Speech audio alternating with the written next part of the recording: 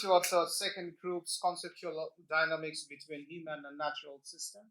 And our colleague from EK, Shaun, is going to talk about his participatory modeling for understanding flood risk. I currently work for the Environment Agency, but this research is back when I was at the university.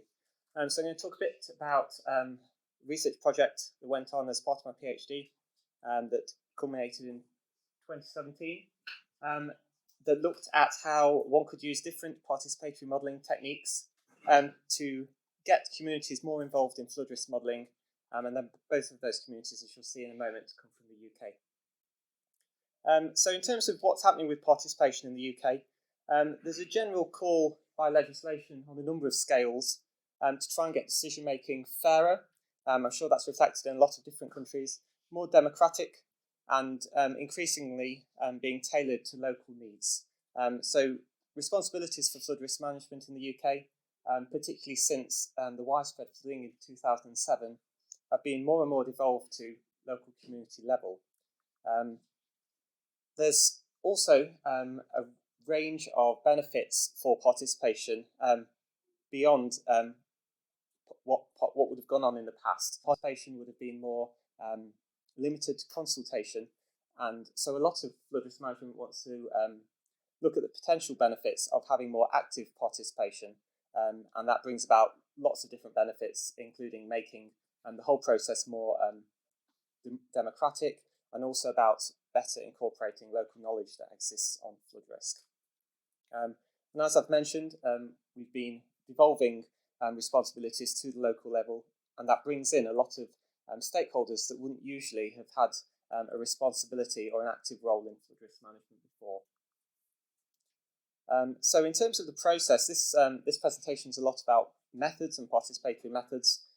So process previously would have been that the local community contributed to data that was collected, that was then modelled primarily by consultants in kind of a closed black box system, which would have produced models which would then put back out to the community for consultation. The methods I'm going to explore look at how we can better involve the local community in building conceptual models of flood risk and flood consequences in particular, at the same time that those numerical models are being built, and then combining both of those models to provide a better appraisal of the different options that are available for that community. So in terms of what techniques this covers, so it covers a whole range of techniques which are collectively called participatory modelling, which take a mechanistic approach, so they look at the system and how the system operates, and then incorporate practical techniques, of which some of which we've heard in earlier talks today, that involve those people that are part of that community. So the idea is that those techniques are all of these different things, and and these 5 things were kind of the criteria that we were looking for when we were identifying techniques that might be applied in this participatory setting. So in terms of what a process might look like, so quite a lot of participatory techniques are quite lengthy, and the ones I'm going to explore in a moment involve a sequence of stages in which participants were invited to interviews, where they then developed a conceptual model over time, with different model development going on behind the scenes at a university setting as well. And finally, there was quite a detailed evaluative part of the process to try and ascertain how well the community interacted with the process and how much it actually met their needs and their expectations for taking a greater role in the decision-making process. So the techniques that we looked at as potential candidates were these 4. So they're all primarily probabilistic methods. So looked at Bayesian networks, system dynamics, cognitive mapping, and then participatory simulation, and from those chose a couple to explore in further detail. So I'm now going to talk about a couple of applied examples from that study, both taken from the UK, both taken from communities with populations of about 7,000 people, so relatively small communities that had experienced quite significant flood risk events, probably 1 or 2 years prior to the study. So the first of these is Hebden Bridge in West Yorkshire in the UK. We went through a process with the stakeholders in that area, identifying them to start with. So here's a range of them. So they involved non-governmental organisations, they involved local government, national organisations such as the Environment Agency, which is the national regulator, local residents and flood action groups as well. So there's a group set up consisting primarily of residents that are interested in finding solutions to flood risk. So we then guided those residents and other stakeholders through a process of identifying different objectives for the catchment, which is shown here. So not necessarily just reducing the consequences of flooding in terms of property damage, but also a whole range of other objectives which are shown up on the screen. This was quite a rural catchment, so you can see that some of these are associated with rural land management as well. We then took each of those objectives and explored them in a bit more detail, looking at which interventions could possibly be put into place to help meet some of those, and then the kind of factors that might affect whether those interventions were successful or not. This just gives you an idea of how we identified some of the variables which later went into the model. We then took those variables and over the course of a couple of workshops arranged them into what was the basis for a formal Bayesian network. So Bayesian networks are basically a representation of how variables are linked in terms of cause and effect, going from kind of the factors that make something more or less likely at the top of the diagram. No, that bottom's probably a better view. Down through the interventions, and then there's interventions in turn affecting the likelihood of whether the objective is going to be achieved. So this is just an example from that model, and you can I can go into this in more detail in the breaks from the discussions. But basically, the factors were arranged in kind of this cascade with the objectives there at the bottom in green, and the bars on those show how likely they are to be in particular states, given all the information you have about the system at a particular time. So we then, in the final workshop with the participants, we looked at how this might affect what's happening in practice, and looked at 4 different future scenarios for the town, including one which they carry on as usual, one which they take a more active role in protecting themselves and their own property against flood risk, which is personal enterprise, one which that the regional and national government take a leading role in providing an innovative solution, and then lastly that they work more as a community to better manage flood risk at the local and across the catchment scales. So they have a whole different range of when you take those 4 different scenarios, they have a whole different range of effects on the likelihood of those different objectives being achieved, and this using the Bayesian network allowed us to explore that in a bit of detail.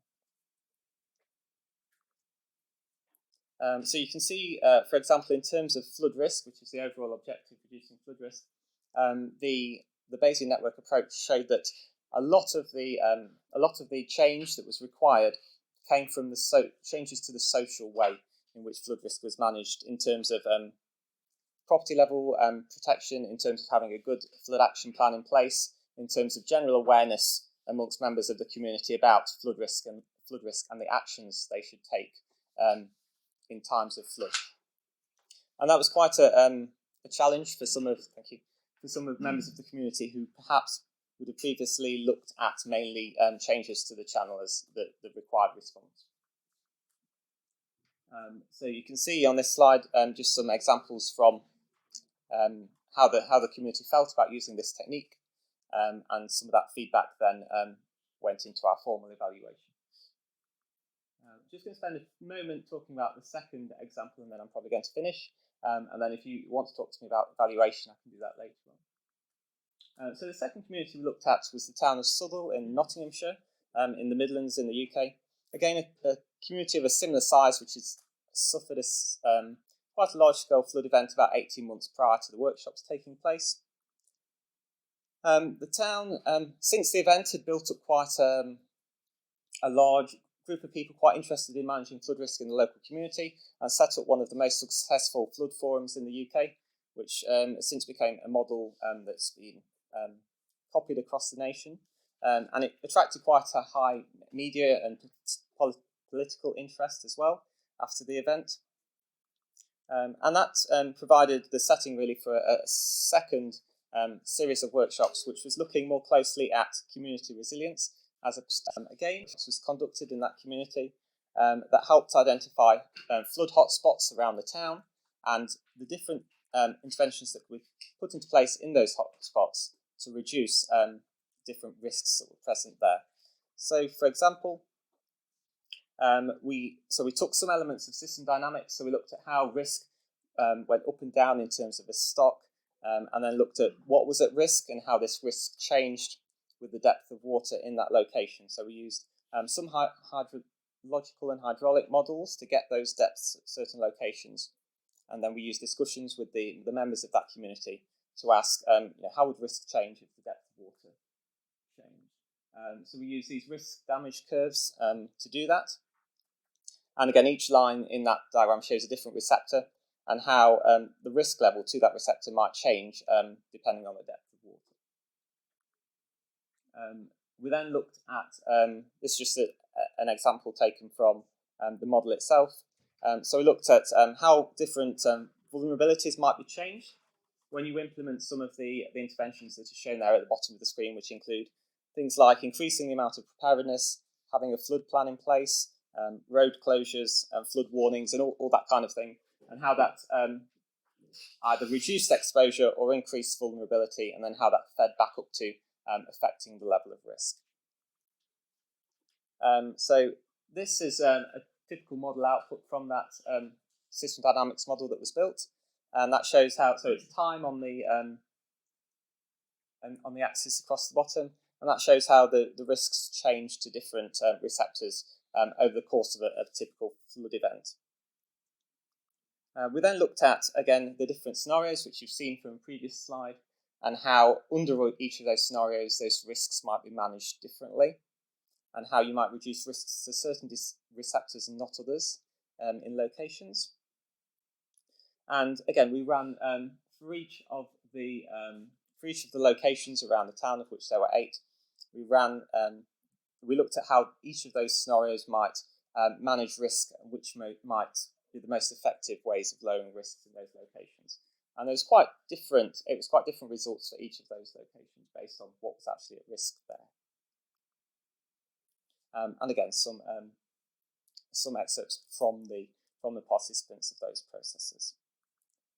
So I'm going to actually finish there and take a few questions, and then if anyone wants to talk to me further about how the evaluation was carried out on those workshop projects, I'm quite happy to talk about those in the break.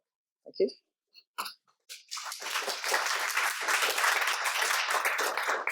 Thanks, Shaun. Okay. Very interesting project and keeping the time perfectly. You actually give us 2 minutes bonus. So, any question for Shaun? Yeah, please. I had a question. In your workshops, you showed that you had a more green environmentalist group organizing how the different components were connected or factors you're looking at, and then you had another group. Did you provide them already like the system elements, the different parts, and they have to organize them, or they could develop them on their own? So in both examples, they develop the variables on their own. So in the first, so prior to the first workshop, I had semi-structured interviews with some of the key stakeholders to get an idea about the objectives for managing flood risk in those communities and the kind of what was driving how flood risk might be managed. The actual variables for the model came from the first workshop itself. So from those interviews, we developed some questions and some lines of inquiry that we could ask people to help tease out the types of variables that they might want to think about. And as you pointed out, we had different groups operating initially because it was quite a large group. So we broke off into smaller groups to each model the system separately, and then at the third or fourth workshop we then pulled those together into one model. But there's quite a lot of similarity between the groups at that stage, which made that process fairly straightforward. Yeah. Okay. So the model you developed, how has this been feedback into the communities for their decision process? Is there also something which you want to discover, or maybe there's a process behind it? So how it was used afterwards? Yeah, exactly. Yeah. So the idea of what they do now with your information. Yeah, so it was quite different in both of the cases. So in the first case, I think the biggest outcome of it was to identify some solutions that they wouldn't usually have thought about.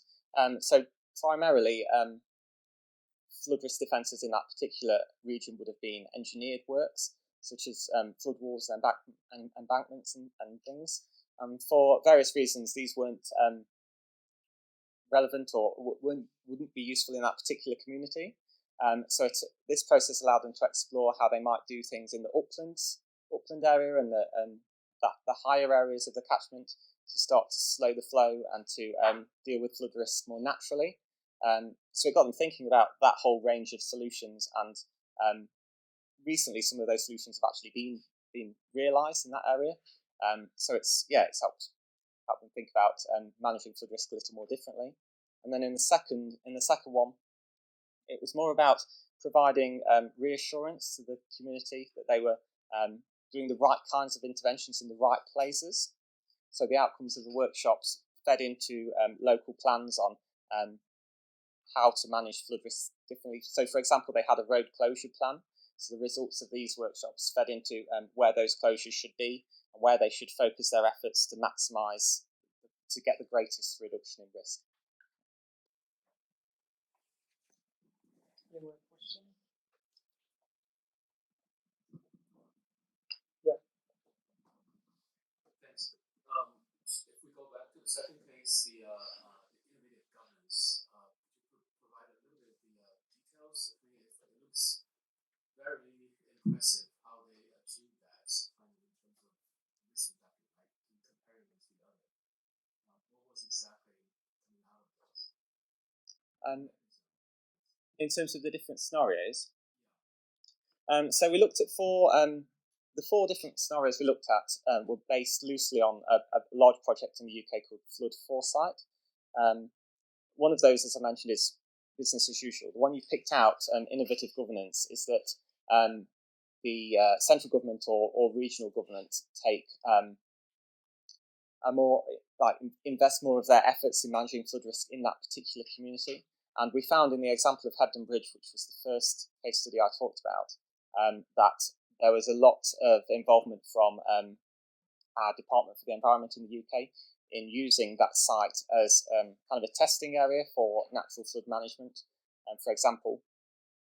So innovative governance is that kind of thing. It's the government stepping in to manage flood risk using the resources that are available to them.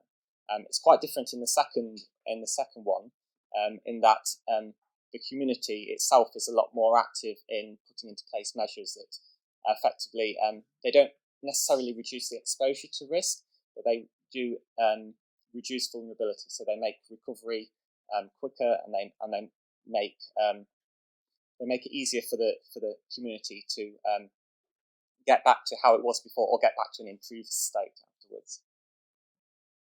So that's okay. Yeah. You have an hour for the more discussion. Thanks.